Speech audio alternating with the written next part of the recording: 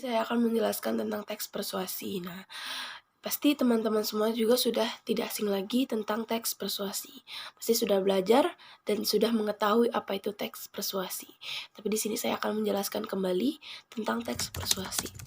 Jadi teks persuasi itu teks yang membujuk, mengajak para pembacanya agar mengikuti apa yang dimau oleh penulis, seperti itu. Teks persuasi juga ditulis oleh penulisnya dengan tujuan untuk meyakinkan para pembacanya supaya terpengaruh atas apa yang mereka baca, sehingga mempunyai pemikiran-pemikiran yang sama dengan sang penulis.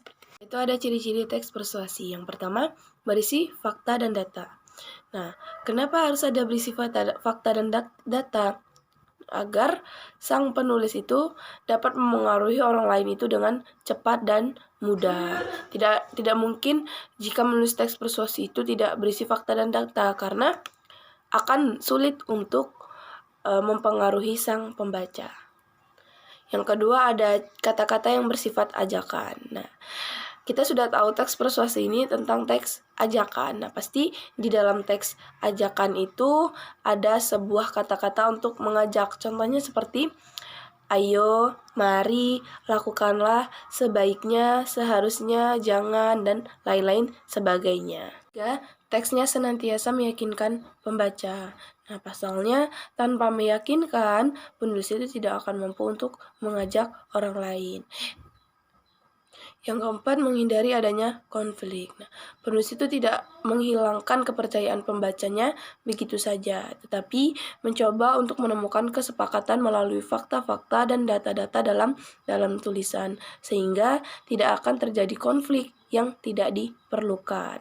Ada struktur teks persuasi. Yang pertama, pengenalan isu. Nah, pengenalan isu merupakan bagian teks yang menginformasikan isu atau masalah apa yang akan diulas atau yang akan dibahas. Nah, pengenalan ini ada di awal sebagai pengantar. Yang kedua, rangkaian argumen. Nah, berisi pendapat, fakta, dan data-data perihal isu yang akan dibahas. Yang ketiga, pernyataan ajakan. Nah, di dalam pernyataan ajakan ini berisi kalimat-kalimat ajakan seperti contoh ayo, mari, lakukanlah, dan sebagainya. Yang keempat, penegasan kembali. Kenapa harus ada penegasan kembali? Nah, agar pembaca itu benar-benar mengikuti apa yang dimau oleh sang penulis atau berniat untuk melakukan sesuatu yang ditulis oleh penulis. Selanjutnya ada jenis-jenis karangan persuasi. Jenis-jenis karangan persuasi ini ada 4. Yang pertama itu ada persuasi propaganda.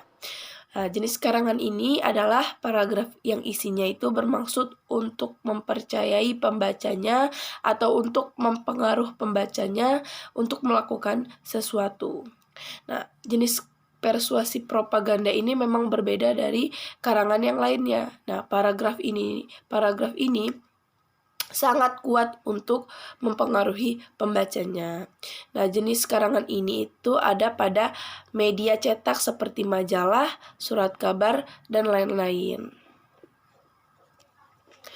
Yang kedua ada persuasi politik. Nah, karangan persuasi politik ini merupakan karangan persuasi yang digunakan dalam bidang politik. Nah, seperti mengajak pembacanya untuk berpartisipasi dalam bidang politik atau mengajak pembacanya untuk bergabung dalam partai politik.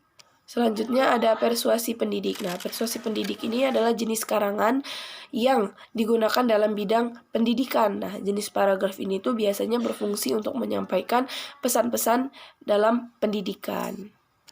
Selanjutnya ada persuasi advertensi. Nah, persuasi advertensi ini karangan persuasi yang digunakan dalam bidang periklanan. Paragraf ini itu berfungsi untuk mempengaruhi calon konsumen untuk membeli barang atau jasa yang ditawarkan oleh penulisnya. Baik, di sini saya akan membacakan satu contoh teks persuasi. Tinggal di kota yang padat seperti di Jakarta, setiap individu sebaiknya menjaga kebersihan lingkungan. Salah satu cara yang paling mudah untuk menjaga kebersihan lingkungan adalah dengan membuang sampah pada tempatnya. Seperti halnya saat musim penghujan, di berbagai pintu air yang ada di Jakarta dipenuhi dengan tumpukan sampah yang tidak enak dipandang. Hal ini sering mengakibatkan air meluap dan banjir di daerah pemukiman. Sampah yang dibuang sembarangan akan menyumbat aliran pada selokan. Ketika hujan tiba, akan menyebabkan banjir karena air tidak dapat mengalir pada selokan. Untuk itu, marilah kita senantiasa menjaga kebersihan lingkungan dengan membuang sampah pada tempat yang telah disediakan. Jadi itu adalah salah satu contoh teks persuasi, yaitu yang kita ketahui teks persuasi itu tentang mengajak, membujuk. Nah, ini salah satu contoh teks persuasi yang mengajak untuk senantiasa menjaga kebersihan lingkungan dan membuang sampah pada tempatnya. Mungkin cukup sekian penyampaian singkat dari saya.